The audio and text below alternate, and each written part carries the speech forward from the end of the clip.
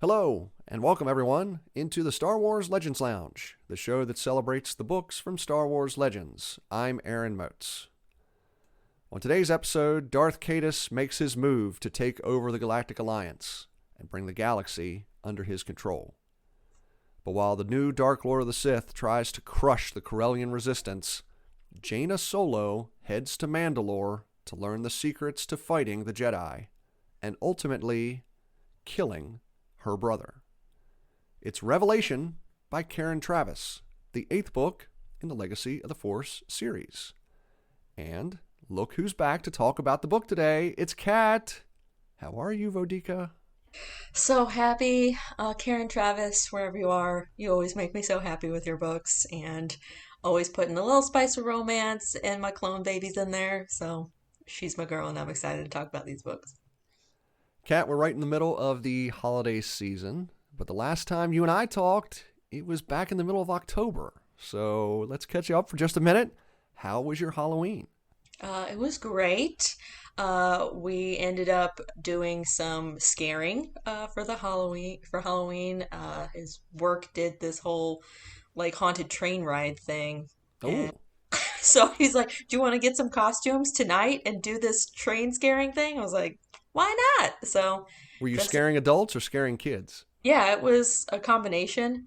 It was really dark, so I could not see who all was on that train. But regardless, I had on like a crazy clown costume and I came out of the bushes cackling like crazy. So, I don't know, it was fun. Awesome. Yeah, yeah. What about you? Didn't do anything. Okay. We don't get trick-or-treaters back in our development. Haven't for 20 years. So, I feel like it's a lot of that these days. yeah, Thanksgiving wasn't much. Or, I'm sorry, Halloween wasn't much. But Thanksgiving, we went up to my brother's house. We had Thanksgiving up there. He lives about halfway between us and his in-laws. Oh, So both sets of families sort of meet at his house. nice. And we had Thanksgiving there. How about you? Yeah, we go to my uncle's house. His house is a little bit in the country. We had turkey, ham, and brisket. So, got to make sure all the meats are there. And then Dez's family came down The as Holy Trinity. exactly, exactly. So, ate far too much and always a good time with family. So, hoping the same for Christmas. So, My favorite part of Thanksgiving is the leftovers. I had leftovers through the following Tuesday. I oh had yeah. it for every meal but breakfast. Nice, nice. Yeah, we ended up taking most of the ham back home. So we had a ton of that ham sandwiches and stuffing. We always make a ridiculous amount of stuffing for some reason. So, it was really good though. Having family around is always fun, interesting, but fun. Well, now we're winding up the year. Are you looking forward to the Christmas season and the New Year? Now that I've actually done some of my Christmas shopping, yes. I'm usually a procrastinator, but we'll be going to see my dad in Florida for the week before, and then the week of, we'll be seeing my family, and then drive up to Columbus, Ohio, where Dez's family is from. So, a lot of travel, but it means a lot of time for some audio books. So, Nice. I'm a happy camper. What are your plans looking like? Christmas Eve this year, we're going to my brother's house in the evening for dinner. Hmm. And then we'll have Christmas here with my other brother and his family. And then either the day after Christmas, Friday the 26th or Saturday the Awesome. 27th, my brother, who we were at with Christmas Eve, he'll come over here because he's spending Christmas this year with his in-laws. He does one of those things where he switches years. So this year, Christmas is with his in-laws. We'll do Christmas here like either Friday or Saturday afterwards. Nice. Either way, lots of food, lots of fun. Yeah. Well, Kat, we could sit here and chat all day, but I'm sure the listeners want us to get along with the show. But before we start talking about today's book, let's read some listener questions. Kat, today's first question is a two-for. We recently received 2 emails, both from Scotland, asking if someone from Legends could appear in Season 2 of the Ahsoka show. So we decided to take them together. Now, Kat, would you please read the emails from Finlay and Neil? Absolutely. And while I would love to give you a legit Scottish accent, I'm not going to subject any of your listeners to that and do that to Finlay and Neil. No, So, we do not do accents here on the show. I I certainly could don't do them maybe well. maybe do a deep Southern West Virginia accent, Yeah, I'd pay but that. I want other that. than that, I don't try to do any. Maybe during the Christmas episode, okay? Give the people what they want, Aaron. Maybe. Finley writes, Hi, Aaron. Big fan of the show. A question I have for you this week is, what are your predictions for Ahsoka Season 2? Do you think Balon Skoll is searching for the mother? And if so, how do you think they could incorporate this into canon? And also, Neil writes, Hey Aaron, thanks for the awesome show. It's become my favorite to listen to during chores and commuting. It's great that you're covering the Legacy of the Force series. I wondered what your opinion is of its follow up, Fate of the Jedi, and the villainous character of Aboleth. What do you think of the fan theories that Aboleth could feature in Ahsoka Season 2? Well, thank you very much for the emails, Finlay and Neil. Kat, I know you have not read the Fate of the Jedi series. You are not familiar with the character of the Mother, also known as Abeloth. So I'll take these questions since, you can't really contribute much to this conversation. I think she's definitely the big bad at the end. Watch out. That's my. Well, No. you could be correct in that. I will say that there are parts of the Fate of the Jedi series that I like. I don't want to spoil too much because we will be doing that series coming up in the middle of next year here on the podcast. I do like the Lost Tribe of the Sith tie-in with the Fate of the Jedi series. However, as I've said on the show before, sometimes the stories that deal with more of the fantastical aspects of the Force do not resonate as well with me. If you remember from canon, the Mortis arc with the father, the son, and the daughter, I'm not going to lie, that's not one of my favorite storylines. I don't get too deep with the Force stories that a lot of people do. In the Fate of the Jedi series, the question was always, well, if there's a father, a son, and a daughter, there has to be a mother also, correct? And that character is one of the main focuses of the Fate of the Jedi series. Who is the mother? And we are introduced to this eldritch horror called Abeloth, who is one of the more powerful Force-wielding entities we have ever seen. Maybe the most powerful. It's not one of my favorite things. My favorite parts of the series are Luke and Ben and the Jedi having to deal with the members of the Lost Tribe of the Sith. The more fantastical parts of the series revolving around the Mother / Abeloth are not some of my favorite. However, and I think Jay and I talked about this probably a year ago here on the podcast. The way season 1 of the Ahsoka show ended, we have left the known galaxy.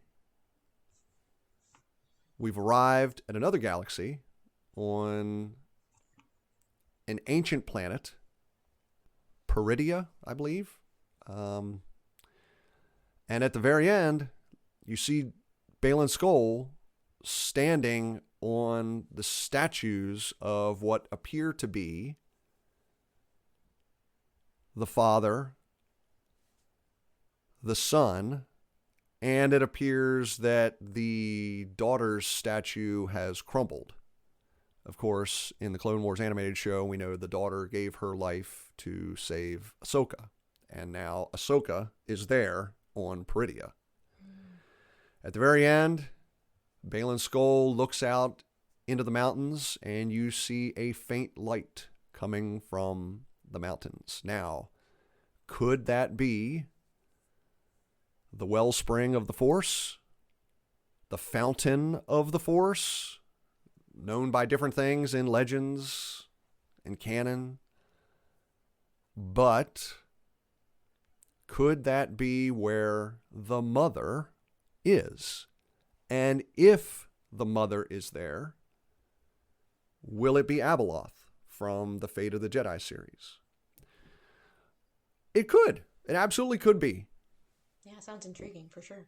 We know that Dave Filoni, who heads the Ahsoka series, was a fan of some aspects of Legends. And we know that many of the writers of the canon books, we know that many of the people who have worked on some of the canon shows in Star Wars have incorporated some ideas from Legends. The Ahsoka show was not my favorite because it was a little more fantastical than some of the other Star Wars shows have been. I enjoyed parts of it. I've enjoyed parts of everything that I've seen.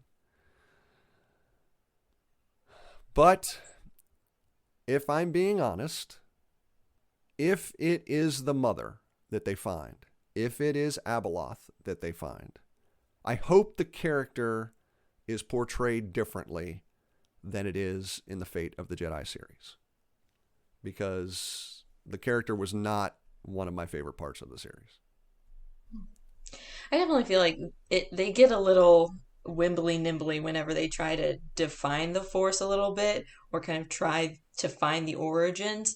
I like more when they leave the Force up for interpretation for each Jedi and just trying to give more concrete answers on what the Force is or isn't.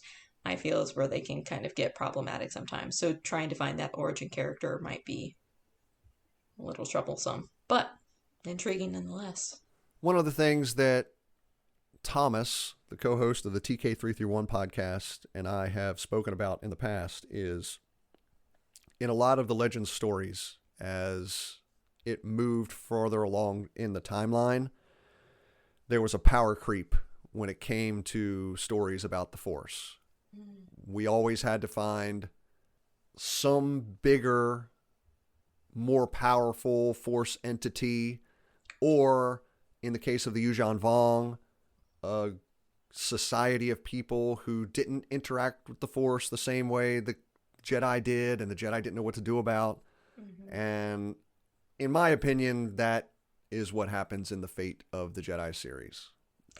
We have decided to make an even more powerful Force being just to have someone for Luke to go up against. And we have to keep raising the stakes rather than changing them altogether. So right. Thanks again for the questions, Finlay and Neo. Kat, we have one more email today, and surprise, surprise, it is from friend of the show, Thomas, from the TK331 podcast. Thomas says, "Hello, Aaron. Quick question for you about Lumaya. As someone who hasn't read many Star Wars comics, what are your thoughts on the books using a character created in the comics from the 70s and 80s? Were you confused as to who she was, or do you feel the Legacy of the Force series does a good enough job of establishing who she is? Would you have preferred the series to make a new villain rather than bring her back? Also, have you ever been tempted to go back and read her old comic appearances at any point?" Well, Kat, let me get your opinion first, because you were in the same boat when we read the new Jedi Order series. You weren't familiar with most of those characters, but it didn't seem to affect how much you enjoyed reading those books. Has it been the same in this series with the character of Lumaya? yeah, I think I liked her a lot. They did a good introduction for her. I think she lasted long enough that it made sense, but not long enough to where she felt overpowered or you thought for sure she was going to be the villain at the end of this. She was one of those helpers along the way to kind of bring Jace where he is now. So, um, yeah, I liked her character and I thought they did a good job and he needed a couple of stepping stones because like prior to these books it was the Yuuzhan Vong and we know they came back different.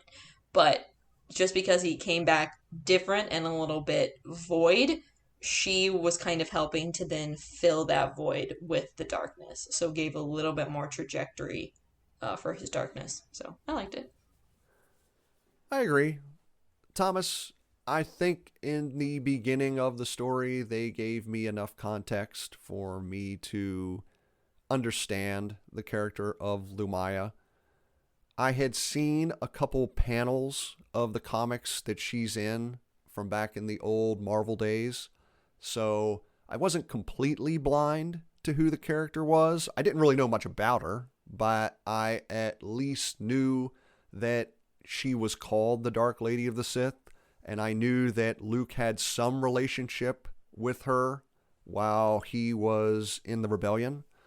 So, yeah, I think they did fine at the beginning of this series, explaining who the character was and her history with Luke. Again, I'm just not much of a comic reader. And no, Thomas, I have not been tempted to go back and read any of those old Marvel comics. A hard man to tempt everyone. Hard man. I like what I like. You know, I'm not a comic person. I have some, and I'm not going to besmirch any of them.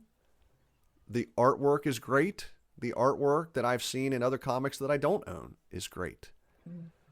It's just for me, some of those stories get too wacky. You know, it seems like they go wackier in the comics than they do in the books, in the shows, in the movies. 100% agree. With all comics, I don't think it's just a Star Wars thing. I think that's with, right. Which is why we have shows like The Boys or Invincible, which go really far with a lot of things because they came from those comic books. They're like, no holds bars. If you don't like it, stop reading at the first edition, but we're going to keep going crazier and crazier. So, something for everyone. Yeah, I think I made it about 1 or 2 episodes into both of those. And I was like, yeah, this is just a little too wacky for me. I understand that. Wacky being an all-encompassing term. I don't mean they were silly or anything like that. Just whatever it was. They took it too far. They were at 11. Yeah. You know, and I need it dialed back to about 8 or 9. Yeah, I totally agree. Thanks again for the question, Thomas. And quickly, Kat, on our last episode that you were here, do you remember saying something about how annoyed you found it cutting the grass at your new house? Well, Thomas has a suggestion for you. He says, Kat, I know what you mean about always having to mow the lawn. In order to do that less, we put cardboard down and covered it in compost and mulch. It killed the grass, and we were able to plant several plants in our front yard. The best part, there was a city program where they paid us to do this. So depending on where you live, that may be an option for you. So there you go, Kat. Maybe St. Louis has a program that will help you mow the lawn less in the future. What a fantastic suggestion. I will be looking into that immediately. Thanks, Thomas. That's awesome. Finley, Neil, Thomas, thank you for your submissions this week. Listener, if you have a question for the show, you can send me an email at swlegendslounge@gmail.com or send me a message on Blue Sky, Instagram, or Twitter at swlegendslounge. And if you'd like to get your voice on the show, you can record a short message and email it in, but please record it in MP3 audio format. One last thing. Finlay sent an email with a photo from his Spotify Wrapped for the year. And as of the time he sent the email, he had listened to 4,708 minutes of the Star Wars Legends Lounge this year. Yeah. Thank you very much for sharing, Finlay. And listeners, if any of the rest of you want to share your Spotify Wrapped to the podcast, please email it in. We'd love to see it. That's awesome. Kat, now it's time for today's book, Revelation by Karen Travis, book number 8 in the Legacy of the Force series. Listener, grab yourself a drink. Let's head in to the Star Wars Legends Lounge.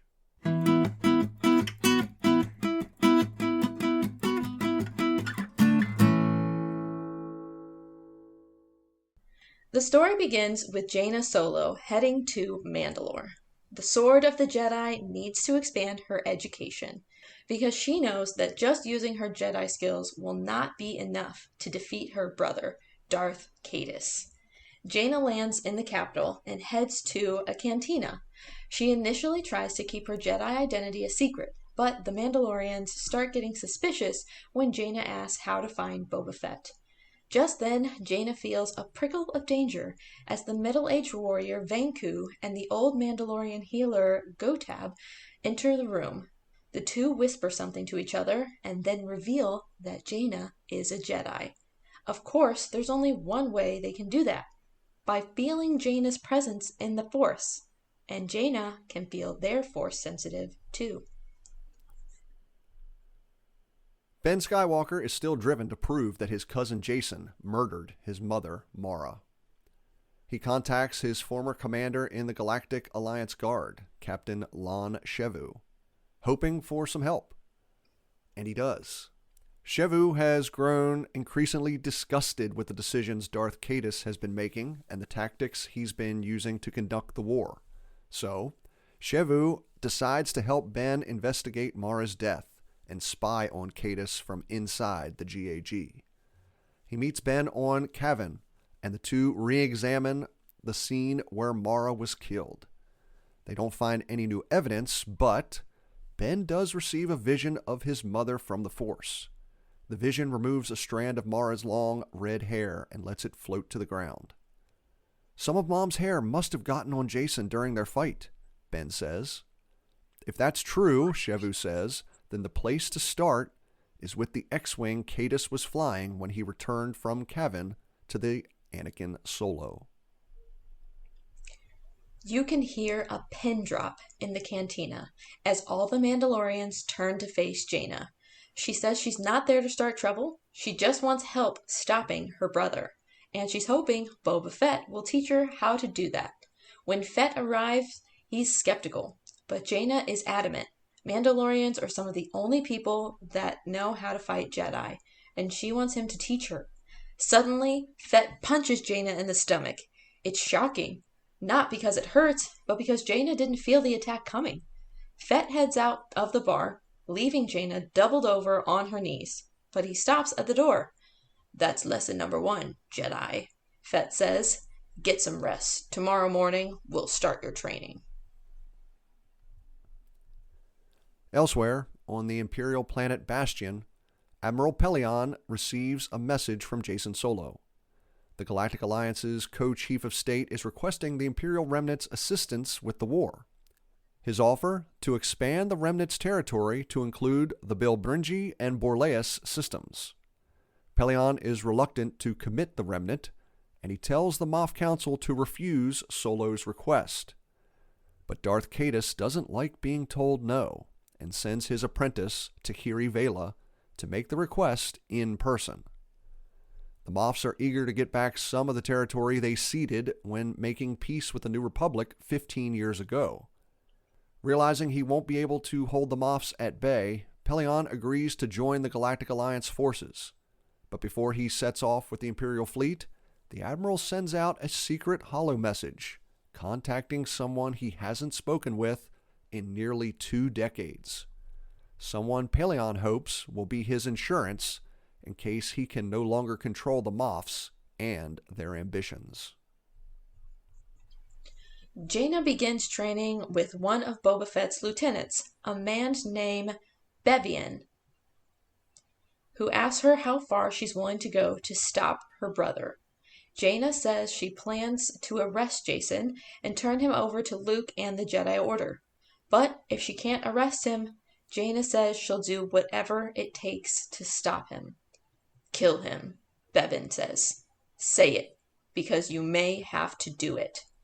They begin sparring when, out of nowhere, Bevan attacks with mindless abandon. Jaina can't anticipate his moves and struggles to block. Eventually, Bevan knocks her down and jumps on top of her, pummeling her over and over again.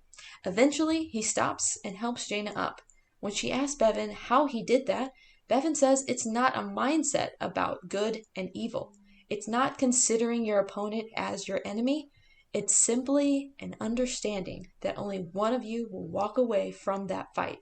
It's up to you to do whatever you can to be the one who survives. Shevu sneaks Ben into GAG headquarters on Coruscant, and the two steal a forensic droid. They gain access to where Cadus's X-Wing is going through routine maintenance. Shevu creates a diversion, talking to the maintenance techs while Ben sneaks the droid into the X-Wing's cockpit. It takes the little droid about 10 minutes to perform its search, but finally, hidden between the seams of the flight seat and the fuselage, it finds a strand of red hair. And it still has a tiny skin tag hanging off it. Now all Ben needs is something from his mom to compare it to. The carbonite slab containing Cintas Vel arrives on Mandalore. She's been frozen for 38 years, and Boba Fett worries how she'll react to finding out their daughter Aelin is dead. After Cintas is freed from the carbonite, Fett and Mirturkev put her up at Bevian's farm to recover. Slowly, Cintas's memories and eyesight start to return, but when they reveal the truth about Aelin, and that Mirta is her granddaughter, Cintas acts strangely disconnected. But when Fett tells her about Jaina and her mission to stop her brother, Cintas tells Fett that he must train her to get justice for their daughter. Darth Cadus sets his sights on the planet Fondor, the most recent planet to pledge support for the Corellian resistance. The Sith Lord decides to make an example of the planet, but his fellow Chief of State, Admiral Neothal, is growing increasingly agitated with Cadus's decisions. Neothal secretly contacts Luke Skywalker and betrays the Alliance battle plans to the Jedi. When Cadus and Pellaeon arrive with their fleets, they find all the forward ships Cadus had deployed to the system have been destroyed, and Fondor's fleet is in position to defend the planet. Boba Fett receives a message from someone he thought was dead, former Imperial Admiral Natasi Dalla, Pellaeon's insurance policy. Dalla says Pellaeon doesn't trust Jacen Solo. He thinks the Chief of State will try to take over the Remnant's forces and bring the entire galaxy under his control. Dalla wants to hire Fett and his best warriors to kill Solo and the Moffs who oppose Pellaeon. Fett accepts the offer and tells Jaina she may not be ready, but she's going with them. The Battle of Fondor begins, and at first, it doesn't go too well for the combined Galactic Alliance and Imperial Remnant fleets. Fondor is well defended. In addition to its defense fleet, the planet is protected by hundreds of space mines, and they inflict terrible damage to Cadus's fleet. But the Dark Lord uses the Force to imbue his forces with a sense of confidence, pushing them forward. Soon, the tide turns in the Alliance's favor. The Fondorian president surrenders, but while Neothal and Pellaeon accept, Darth Cadus orders the Anakin Solo forward. He intends to make an example out of these rebels. Admiral Neothal orders Jacen Solo to accept Fondor's surrender and stand down, but Darth Cadus refuses. He calls Neothal and Pellaeon traitors and orders all Alliance and Imperial ships to attack. Pellaeon joins Neothal and refuses. When Pellaeon heads to his cabin, Tahiri follows. She pulls her blaster and pleads with Pellaeon to join Cadus. Again, he refuses, and Tahiri fires. Just before Pellaeon can call for security, the Admiral collapses and Tahiri flees, but not before telling Pellaeon that the Moffs had agreed to help Cadus. Lying on the floor, mortally wounded, Pellaeon managed to notify Admiral Dalla about the Moff's betrayal. And then Grand Admiral Paleon, veteran of the Corellian judicial forces, the Clone Wars, the Battle of Endor, Grand Admiral Thrawn's campaign, Dalla's attack on Yavin 4, the Black Fleet crisis, the Kayamasi document crisis, the Yuuzhan Vong War, and the Dark Nest crisis, dies. With Pelion gone, the Imperial fleet advances to support Caedus, and some of the Alliance ships begin moving forward as well. Frantically, Admiral Niathal orders them to stop, that any commander who follows her out of the system will not face discipline. But, to the Admiral's dismay, only about a dozen listen to her. Caedus' forces close in on the planet, when suddenly, Dalla's fleet arrives and destroys most of the Alliance fleet. Caedus orders his ships to retreat back to Coruscant, but before he leaves, he rescues Tahiri from the Imperial flagship, avoiding Fett's Mandalorian death squad as they board the ship and execute half of the Imperial Moffs. When Ben returns to Endor, he heads to his father's room and grabs one of his mother's old brushes. He finds a hair and gives it to the forensic droid to compare with one he found in Jason's X-Wing. And it's a match. Meanwhile, back on Coruscant, Darth Caedus calls Shevu into his office. Caedus reveals that he's a Sith Lord, and killing Mara was the final step in his ascension. But little does Caedus know, Shevu is wearing a wire. He records the conversation and transmits it to Endor. Finally, Ben has all the evidence he needs to confront his family. Ben calls together his Aunt Leia, Uncle Han, and a few members of the Jedi Council. Finally, when Jaina hops on a holocom feed from Mandalore, he lays out his case. Ben tells everybody that he never thought that either Lumaya or Alima Rar killed his mother. He's always believed it was Jason. It was just too convenient for Jason to discover Ben and his mother's body in the tunnels on Kavan, especially because Ben was hiding himself in the Force. Slowly, methodically, Ben lays out the evidence. Jason's secret trip to Hapes, Mara confronting him in orbit above Kavan, finding Ben in the tunnels, Mara's hair in Jason's X-Wing, and finally, Shevu's recording with Jason's confession. When he's finished, Ben just stands there and stares at the floor. His Aunt Leia approaches, and without saying a word, she pulls him into an embrace. Han tells Ben he's done well, and Jaina signs off the holocom saying, "Thank you, Ben. I'll be there soon."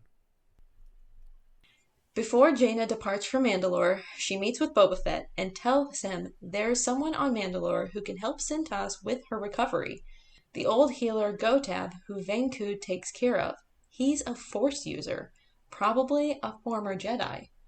Gotab agrees to help Cintas regain the rest of her memories, but he wants to talk to Jaina before she leaves. Gotab tells Jaina that the truth about Venku, the man most people call Kadika, that his mother was a Jedi and his father was a clone. Kadika's family knew that he'd been in danger from the Empire, so they hid him, raising Kadika in the Mandalorian wilderness. Gotab reveals that he himself used to be a Jedi, but he disagreed with the actions the Jedi Order was taking during the Clone Wars, and he walked away. The story ends with Gotab revealing himself to be the General Barden Jusek. He tells Jaina that if he really wants to stop her brother, she needs to set aside the teachings of the Jedi and do what must be done. Kill the Dark Lord of the Sith. Time to take a break. When we return, Kat and I will talk more about Revelation by Karen Travis. I'm Aaron Moats. Stay tuned. You're listening to the Star Wars Legends Lounge.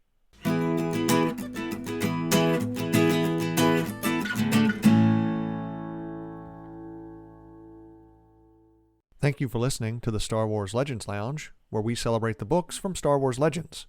But let me suggest a book from Star Wars canon.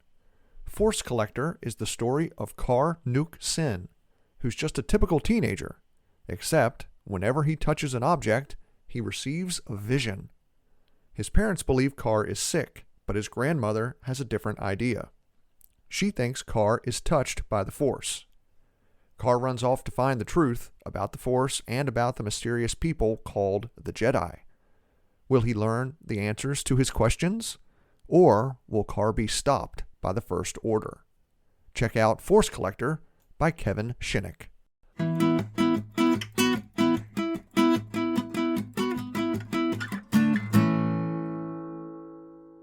Welcome back to the Star Wars Legends Lounge, the show that celebrates the books from Star Wars Legends. I'm Aaron Moats, and today, Kat and I are discussing the Star Wars Legends novel Revelation by Karen Traviss, book number 8 in the Legacy of the Force series. All right, Kat, it's your last book in this series as far as the podcast goes. How did you enjoy this one? Karen Traviss always gets me so good. I really, really enjoy her writing. I know that she makes us read 410 pages, but it's all worth it. I really like how the story is progressing. There have been a lot of crazy moments, and Jason still drives me a bit crazy, but him as a villain has been interesting, and kind of what he does for the rest of his family, the rest of the Jedi, and kind of bringing everybody else together, being like, we had some bad ideas, but not that bad. So like they kind of band together around that, and ton of fun. Couldn't have ended it better. I mean, again, I know there's one more book to actually end it, but for me being on the show at least, I'm excited about this one. Yeah, I would agree. I generally always like Karen Traviss's writing. I will say, for the series as a whole, I'm glad that they finally started focusing more on Jaina in the storyline, in the plot line. Yes. I think one of my few criticisms about this series is they should have probably done that sooner. Yeah. Scott and I, Jay and I, we've talked about how the search for Alima Rar was not one of our favorite storylines. I wish maybe that storyline could have wrapped up earlier and we could have gotten Jaina as the focus on who is going to be the one to stop Jason earlier in the series rather than just at the end of the previous book, Fury. Mm-hmm. And now it's just these final 2 books, Revelation and then Invincible. Yeah. If they could have gotten to this by like book 5, I think maybe I would enjoy it a little more. I enjoy this series, but I think maybe they could have done that sooner. Yeah, I think they have Alima Rar in there as a red herring. Now, they did at least have somebody to blame Mara's death on until, it took poor Ben 2 books to convince everyone he already knew who that was. So, but I liked the B/C storyline of him trying to put together those pieces and get the actual evidence for Mara's death and everything. I did enjoy that, but yeah, Alima Rar hung on a little bit too long. Oh yeah. CSI GFFA is one of the better storylines in this series, in my opinion. Yeah. I really enjoy how it shows Ben's maturity just over the length of time that this series takes. This series only encompasses like a year and a half. Yeah, it's crazy. He started out a totally different kid. And he's only aged a year. He's gone from 13 to 14. Yeah. But he seems to have aged 15 years. Easily. Yeah, easily. I mean, he was still just, in the beginning, following Jason around like a little puppy. And now he's like doing his own investigations and starting his own drama, his own, like, he's doing fantastic. And like the introspections that we get, not only on Mara's death, but also Luke's reaction to that is really uh, evidence of how much he's grown and just how introspective he can be. And then he can kind of see that in other people. And I think that's why uh, he was the first to kind of see the changes in Jason weren't normal changes.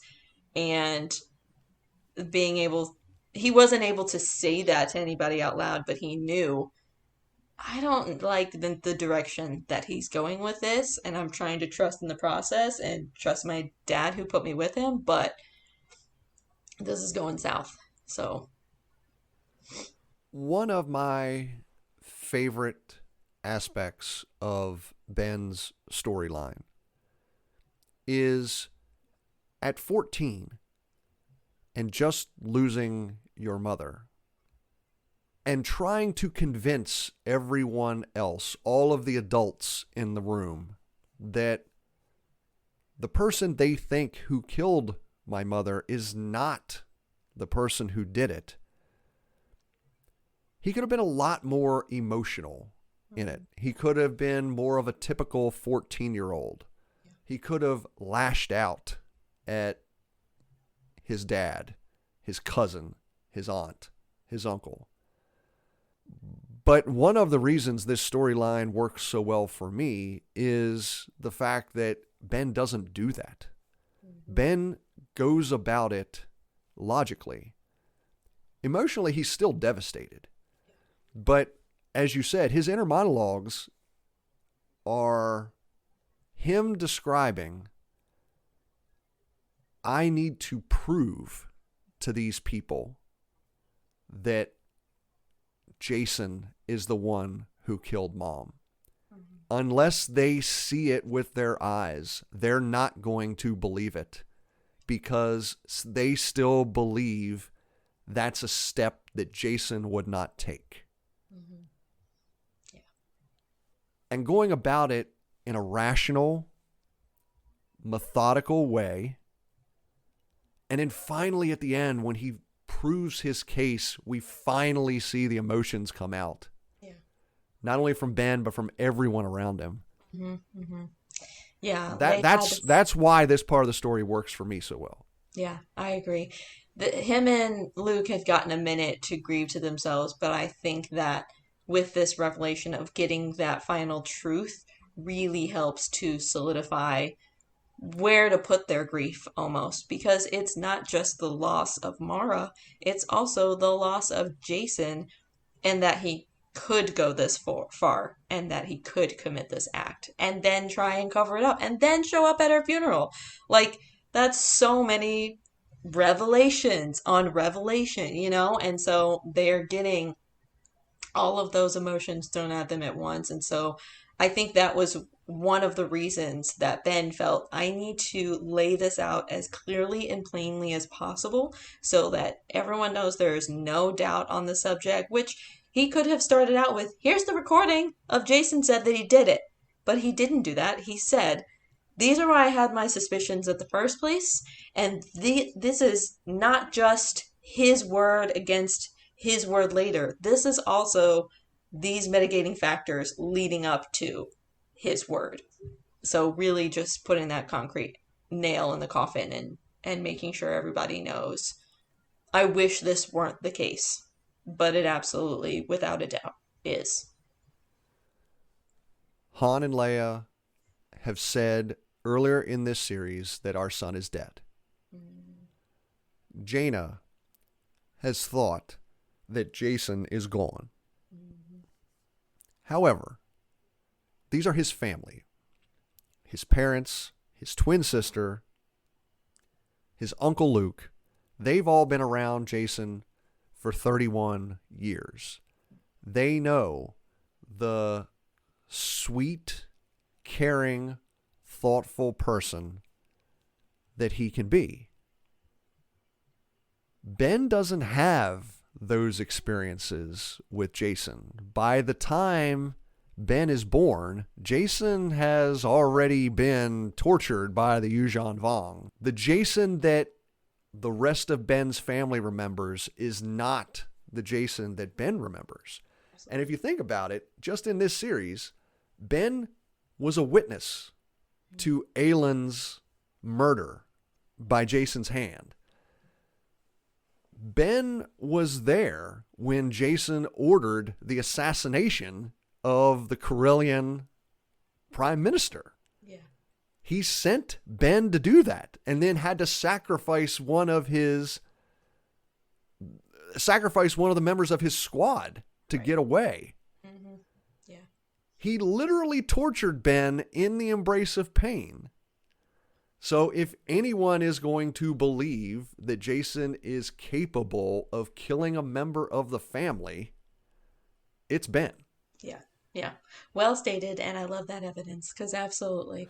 I didn't really think about how young Ben, like the timeline of Ben, but you're right. He never knew that before Jason. He didn't know how contemplative he was and how much he always wanted to get to that right answer, no matter how long it took him. He didn't see any of that. It was more of like Jason making definitive decisions based on if the force is allowing me to do so, it must be the right move. And so take enough of those moves and you're like, nobody stopped me from killing anybody along this way.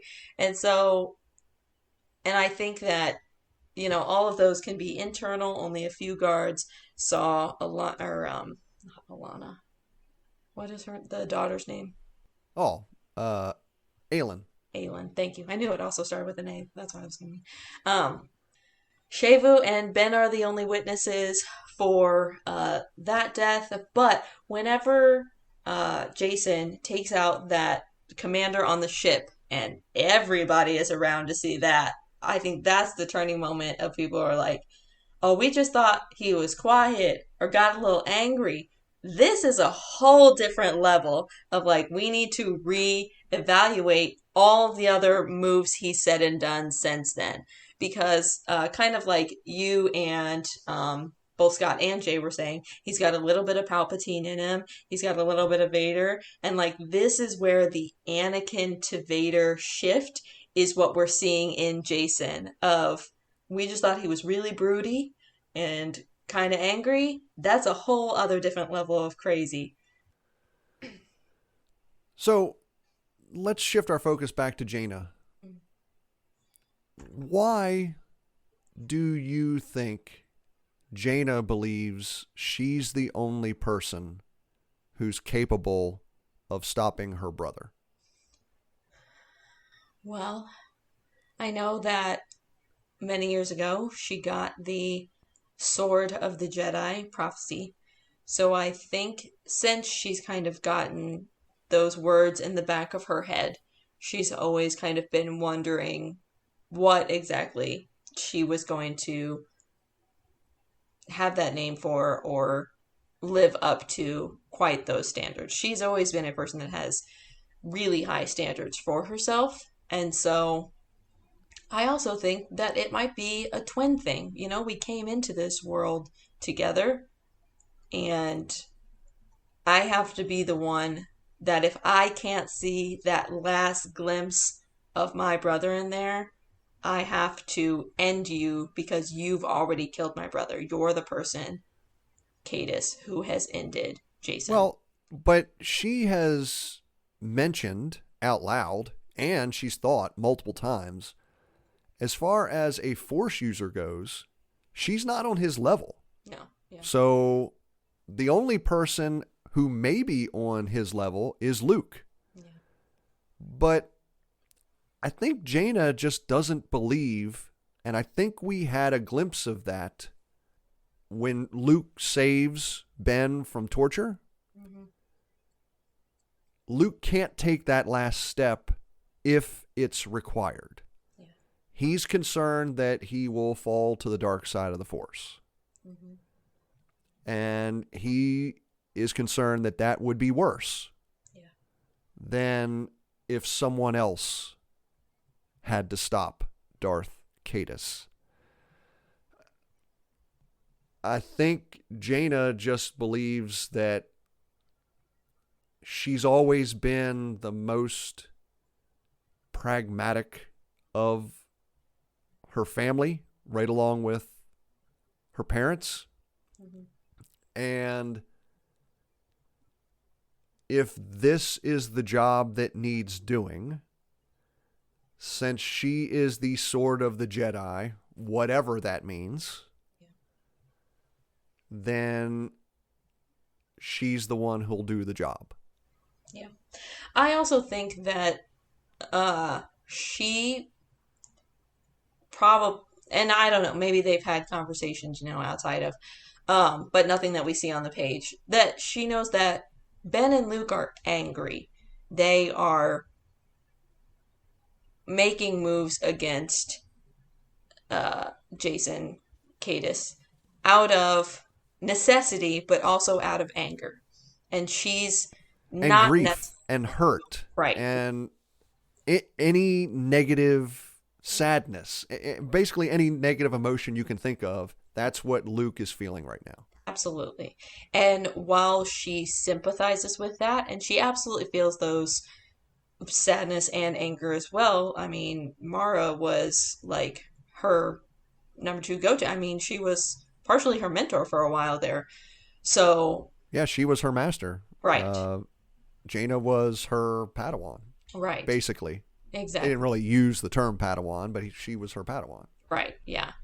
And so I think that she's trying to look at it from a different perspective of Mara would want me to do this. Mara deserves justice. Mara, so she's looking at it from, like you said, a more pragmatic point of view of this is what needs to be done. And I know that the galaxy and everyone around me, my family, will be the better for it. And yeah, I mean, he's not her brother anymore. They started the book off with that chapter, and I thought it was really good.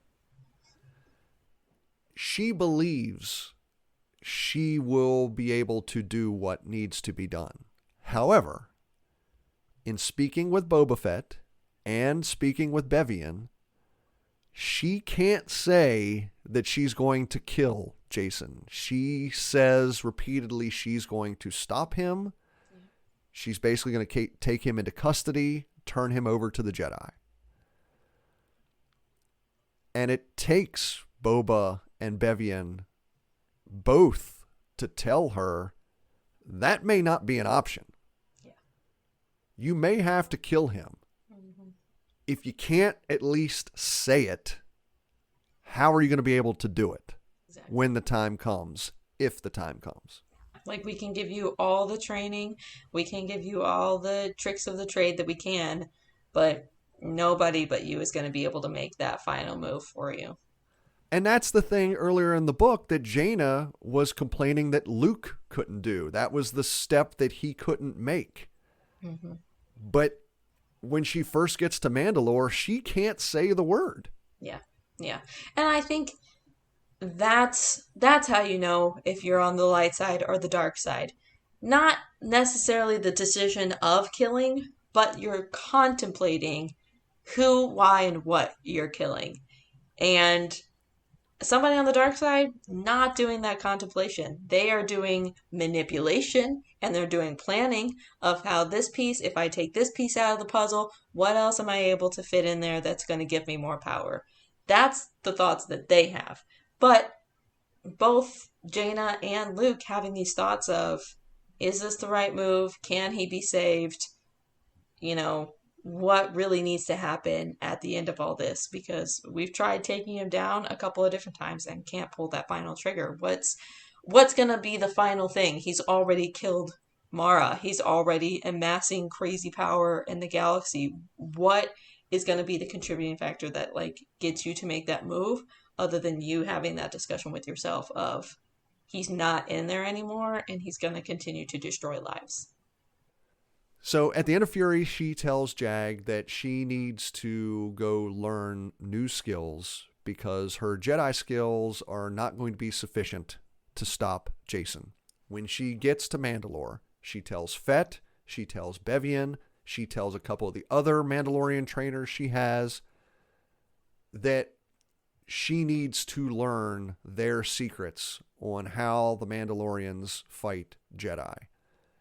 And they repeatedly tell her it's a mindset. You can't think like a Jedi. You have to, and it's not hating the person that you are fighting. It's just understanding that this is a job that needs to be done. It's not personal, but I will do anything to be the one to walk away. And I think my favorite part of the story, because even at the end, Barden tells her, you can't think about the morality of the Jedi Order or what you've been taught by the Jedi Order. You do the job and then they'll figure out the morals later, basically. Mm-hmm. But as Jaina leaves, she comes to the decision that I can use these skills. I can do what the Mandalorians have taught me to do. But in the end, I'm still a Jedi. Mm-hmm. I'm still me. And I can't abandon that when going up against my brother. It reminds me a little of the thought process that Luke goes through in Return of the Jedi, where Yoda and Obi-Wan have been training Luke for his confrontation with Vader. But Luke realizes that defeating Vader won't be through fighting. I have to find another way. And when I read this book the first time, as Jaina's leaving the planet, that's the thought I got, and I got excited that Jaina's taking the teachings of the Jedi, taking the teachings of the Mandalorians, but she's going to find another way and be true to herself and her feelings. Yeah, that also gets me really excited. I'm not going to spoil whether or not that happens in the final book, but that's the feeling that I got reading this book at the end. Yeah, yeah.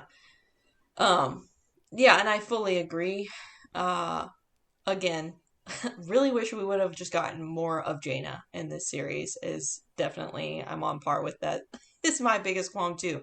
I even think that if earlier she would have had like a confrontation with Jason and then something happened, they got disrupted or whatever. She knows that Luke can't take him out. She knows that she herself doesn't have the skills right then and there to take them out. So just trying to get these different lessons, these different points of view kind of swirling around in her head. And that kind of helps you as a person decide, okay, now what really are my decisions? If I have the Mando saying this and the Jedi saying that, what parts do I agree with? Which parts do I not agree with? And that's kind of how you find yourself and your opinions and thoughts within both of those teachings. And she's always been a person who is very adaptable. She's not all in on the Jedi all the time. She wasn't all in on the X-Wing fighters. Like, she's been in the squadrons a couple times. She's been on the ground a few times. She's been, deep within the Force doing some meditation. She's just been kind of all over the map in trying to really find herself and not limiting herself to one way of thinking or the other, which I kind of think is the opposite of what Jason had been trying to do the whole time. Of he really wanted to stake his claim in one realm of thinking or the other, but he couldn't ever make a decision on that, versus she was free the whole time to pick and choose what parts she wanted. So having her go against Jason in this final book and seeing exactly what kind of conversations they're able to have with words and with lightsabers, because let's be honest, it's going to be some epic fights, is going to be really, really interesting just to kind of see how these twins go at each other. Two more things before we leave this storyline, Sintas Vel is woken up. 38 years in carbon freeze. She was 2 years older than Boba Fett when they got married. However, now, because I guess the carbonite slows down the aging process, he's basically 40 years older than her. Yeah, that's interesting. But, I mean, I think they have some really good conversations and whatnot out of it. I mean, he's kind of able to grieve Aelin because he's kind of grieving with her. And so it opens up a whole new. I mean, the aging thing is weird, but I also think it makes sense if you're frozen in carbonite. I don't know how it works, so. Yeah, I don't know if cryogenic freezing would stop the aging process. Maybe it would. I'm not a scientist. Yeah, I think it's supposed to. So this is a little bit of this and a little bit of that. It's at least back to the sci-fi version of. Yes, this is much more science fiction. So sometimes. So, last question. Were you able to figure out who Gotab was before he revealed his name to Jaina? Well, I'd love to say yes. But the answer is no. Yeah. I had inklings and I was like getting the tingly feeling in the back of my brain. But like I said, my brain lately has been like, I know there's a name for somebody or something. And so, like, I was then, especially from our last episode, I was like clocked into some of the different details and whatnot. And I was like, okay, not a clone, but also a little bit of Jedi. It was in the background there, but I'm also like a deer in the headlights sometimes. You just gotta smack me upside the head with the the truth instead of the clues. So I was hoping you would get it. I never got the surprise because I read this series before I read the Republic Commando books. So I guess I kind of had that ruined. You know, I never got to be like, oh, who is this person? But also vice versa, you got to then be like, oh, this is the origin of that person. Correct. So, it just happened. I kind of wish I would have been like, who is Gotab? Is it Barden? We never knew what happened to Barden. Yeah. You know? I'm super pumped. And, I would love at least 7 books on what Barden's been up to. So I might have to start writing some fanfic here.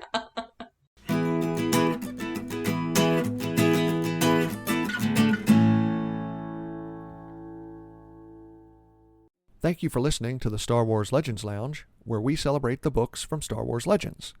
But let me take a moment and recommend a book from Star Wars canon. Padawan is the story of young Obi-Wan Kenobi's first solo mission. Determined to win the approval of his master, Qui-Gon Jinn, Obi-Wan tries to help a group of young people on a strange, dangerous planet. Can Obi-Wan save the teens before the planet destroys them? Find out in Padawan by Kirsten White.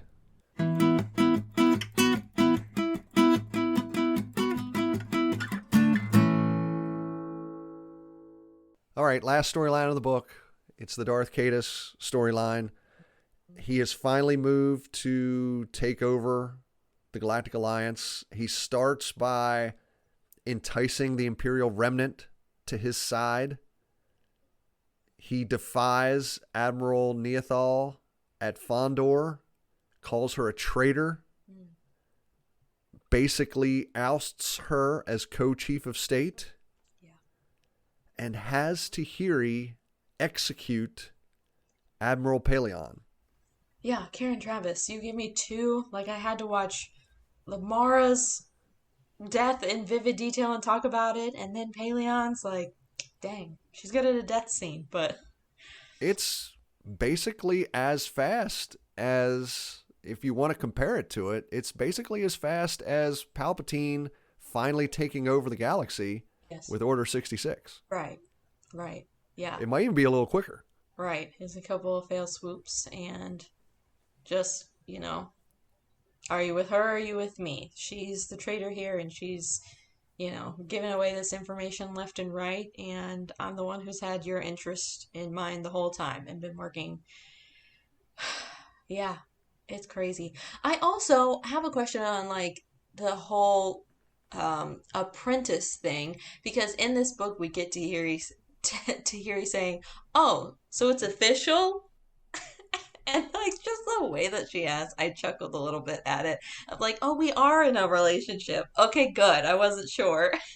And so, just kind of his back and forth and really like, well, she's here and this will work is so But blah. I guess she's not a Sith yet because Cadus hasn't named her Yeah. as any certain Darth. Mm-hmm. Mm-hmm. Yeah.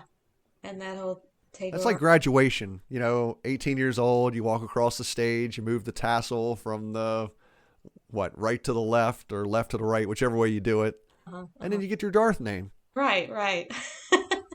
Kind of the same as like when you're a baby and you get like baptized or they do a couple things, you get like Oh, a yeah.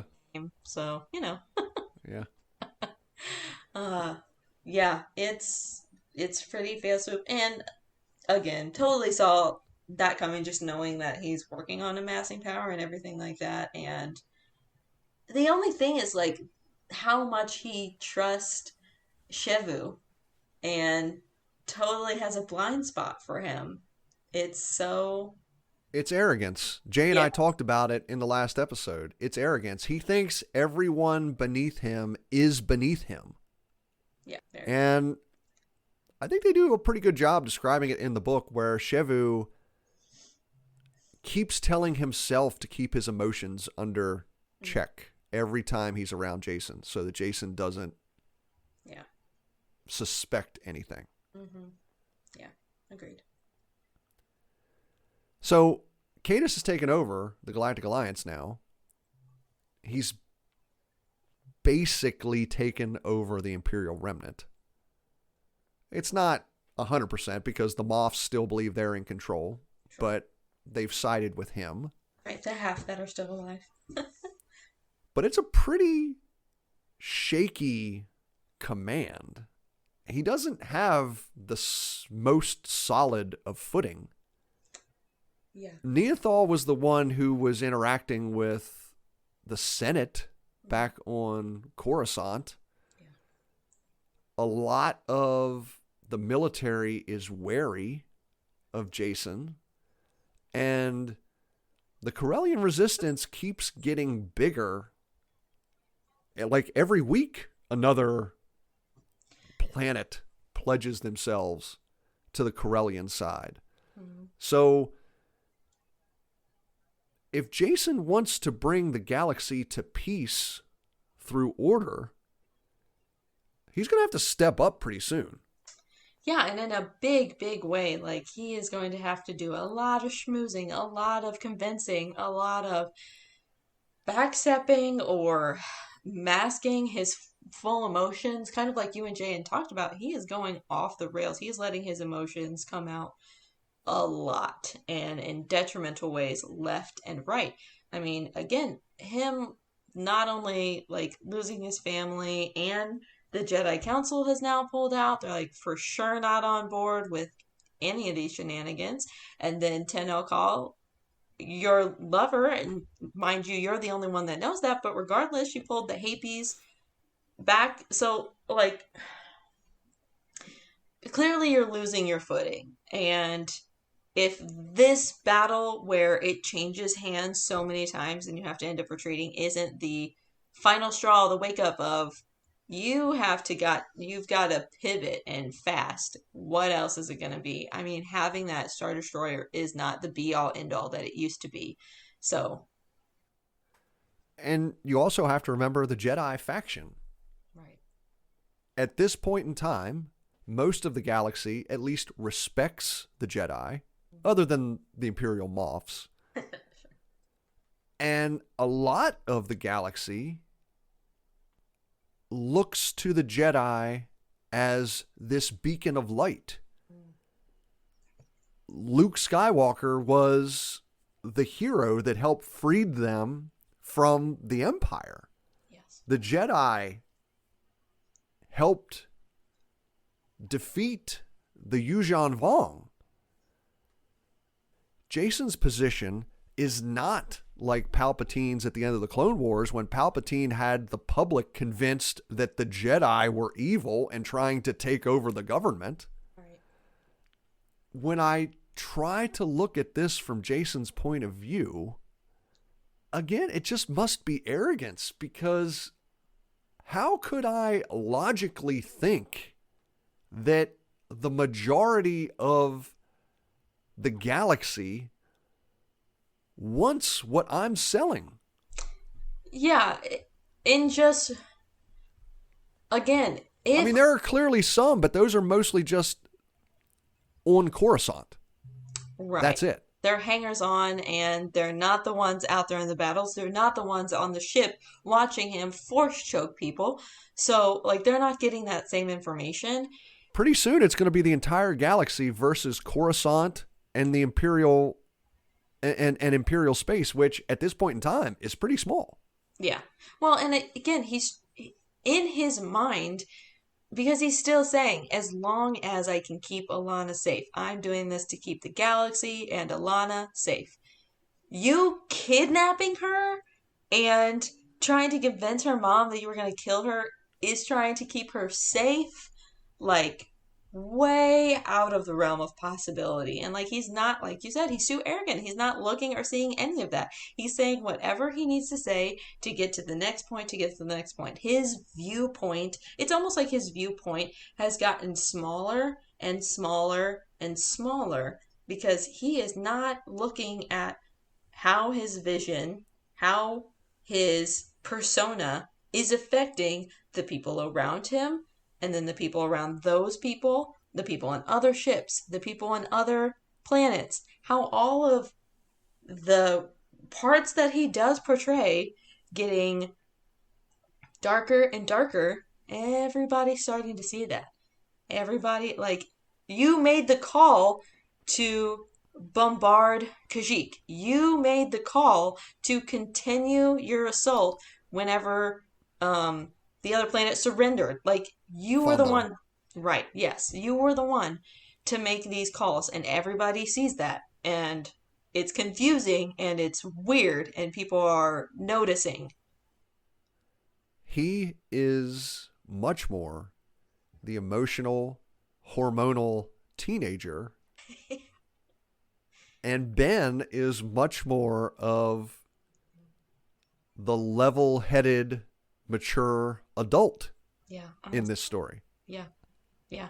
Which we saw kind of with Anakin's descent too, of just getting more and more erratic, because you're only looking at the next decision and the next person who needs to die. To where, because I think where he shifts from being like Palpatine like to Vader like is Palpatine was always thinking 4 steps ahead. He was only ever short-sighted, I think, when it came to Anakin and everything like that. But, he's much more Anakin Vader. He's much more of his grandfather than he is Palpatine. Correct. Because at this point, he is only looking at, how do I get through this next battle? I gotta go get Tahiri. That's the only thing that matters. I gotta make sure I rescue her, because I know she's one person that's on my side, because I've manipulated it to be so. What if she kills him at the end? That would be kind of great too. But then, would that be her, like, taking on a Sith mantle? I don't want that for her. I love Tahiri. I'm upset by her being this whole apprentice thing. And I'm glad that she's upset that she shot Pelion. She's like, that didn't feel great. And I'm like, good! Keep having those thoughts. What is happening? He shows you one vision of Anakin, and you're like, well, feels right. Sounds like you're ready to read the last book. I am. I'm ready to yell at a lot of people if they don't do what I tell them to do. So you mentioned Tahiri killing Admiral Pelion. Mm-hmm. Yes, you haven't read as much in Legends. I'm going to admit it. I felt bad when Pelion died, because of all the experiences I had with him. We've already established I didn't read many of the comics, so I don't remember some of the stuff that he did way back in the Republic days. But he does show up in some of the Clone Wars books. Of course, we were introduced to him in the original Thrawn trilogy from the early 90s. And he's just been this interesting Imperial officer who's not this rah-rah, the Empire is the greatest thing ever. Uh-huh. He's much more of a pragmatist.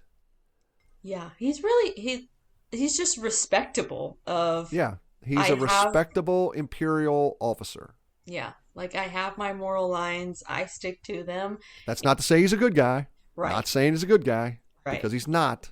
Mm-hmm. Mm-hmm. But just the way he conducts himself and he conducts just different he's not a different person. He's not manipulative. I don't feel like anyway. In the couple of instances I've gotten of him. Right. But I felt bad. Mm-hmm. I did. Yeah. And he made it into his 90s. He wanted to retire quite a few times. He had to keep Oh, coming man. back out of retirement. Every time. He had retired once. They brought him back out. He retired a second time. They brought him back out. Nobody else can run those dang ships, you know? Just let the man enjoy his pension. No doubt. You know? Come on, guys. He works so hard for that. Leave him to his Floridian condo and his retirement home with the heated. Oh, his little fruity drinks with the little umbrellas in there. Yeah. He just You know, wants to sip sitting on a beach, growing fat and old. far, far away from all of this galaxy drama. So before we start to wrap up, let me ask you one last question. Mm-hmm. This is the third time I'm reading this series. I know how it ends. You have not yet begun the final book. No, I'm a procrastinator. You know that. So what are you hoping to see in the final story, which is called Invincible by Troy Denning? And it's got some interesting cover art if you're looking at the book. I don't have it in front of me, but I feel like I saw it recently. Yeah. Yeah. It appears to be Jaina and Jason. Mm-hmm. And Jaina is, man, she's like 5 feet in the air, chopping down on him. It's awesome. It looks really epic. Man. Like I said, I'm really interested to see. I definitely think she's going to end up taking some middle path on trying to get to Jason or see if Jason is still in there. Maybe she'll help him flow walk into who Jason used to be. I mean, it could be so many different That would be an interesting callback. right? That would be an interesting callback. Would be. I'm blank. I'm not saying whether it happens or not, but that would be an interesting callback. So I like the idea of what kind of confrontational talks they're going to have because she is not going to let him off the hook easy. She, I feel like, is going to lay out very plainly, this is how you have effed up in the various ways. And I want you to know that before any of this kicks off, before this gets started, I am doing what I can to protect the galaxy. And if you are not any part of my brother in there, this needs to end. And then the other main character, because it seems to me that now that we're at the end of the book, there's 3 main characters. There's Cadus, there's Jaina, and there's Ben. Yeah. So if that's what you think is going to happen between Jaina and Jason, what do you think is going to happen with Ben? Maybe he steps up in Luke's spot, or he tries to help Luke kind of rein back the Jedi and trying to define that, or vice versa, he could end up leaving the Jedi and trying to help with the GIG. Because I he's feel not like- a full-fledged Jedi yet. Right. And Ben's it's only still 14. only an apprentice. Yeah. I just feel like he's got so much potential that he can do a lot of things, and we've seen a lot of that potential already in this progression so far. if he's there at the end also trying to talk through with Jason, I mean, it could be a turn of events and, Jane is trying to talk some sense into him and Ben is like, that person is gone. There is no Jason that you're talking to. Like, we know at this point he's the end of this. And so he's there to kind of help push that forward or get that agenda at the end. Like I said, I'm terrible, terrible at predictions. I'm pretty sure every prediction that I've said on the show, dead wrong. But Well, okay. I'm not asking you to I predict what know. you think will happen, but what is it you want to see? Yeah. Definitely more of those talks between Jason and Jaina. Because I don't think that she's gonna over philosophize any of the things that she's going to put it in plain terms of, no, these are the people that you've hurt, and now we know that you tried to kidnap your own daughter and you killed your aunt and you forced her, like, on and on and on. And I'd like to see Ben coming into his own and maybe going on his own journeys, but just trying to figure out what the force means for him and Well, maybe that would getting seem a to be that would seem to be more after this series, though. That wouldn't seem to be in this final book. right. So, And then so I guess I forgot one. There is kind of a fourth person, mhm. Boba Fett. Do you think he'll have a part to play in the final story? I think gosh, I feel like he's been so adamant the whole series that he doesn't really want the Mandos to be involved, or he wants them to be involved independently, not as kind of a nation or anything like that. But he says he does want Jason dead. Yeah. Yeah, for sure. And now that, he's got And what if Jaina Centos and can't do it? right. Yeah. Yeah, I mean, and especially since she started involving him, if he's there in the background or if he's there, like, I'll be your ride and also the contingency plan, I can absolutely see that as well. Or him just taking the decision out of her hands of, like, look, I don't need you to be the one to make this decision. Centos is alive and I need this revenge for both of us. Yeah, a lot of possibilities. Well, Kat, it sounds like you need to start reading the final book. Mm-hmm. Big time. Listener, if you'd like to contact the Star Wars Legends Lounge, if you have a question, a comment, or if you have a character group you'd like to share with me, you can send me an email at swlegendslounge@gmail.com or send me a message on Blue Sky, Instagram, or Twitter at swlegendslounge. Kat, it's time to wrap up. Thank you very much for joining me today. A pleasure as always. It's always so good to talk about these books. I love it, and can't wait to talk to you, Jay, and Scott about this book series because Yeah, I'm going to try to set that up for after the new year. awesome, awesome. I'm there. Well, as Kat said, coming up on the next episode, Scott returns, and he and I will wrap everything up as we talk about Invincible by Troy Denning, book number 9, and the finale of the Legacy of the Force series. Join Scott and I for that episode coming out on December 26th. That is the day after Christmas.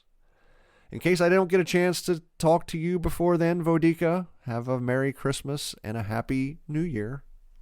You too, my friend. You too. You deserve it. Listener, thank you so much for tuning into the Star Wars Legends Lounge. I'm Aaron Motes. May the Force be with you. And remember, there's always a bit of truth in legends.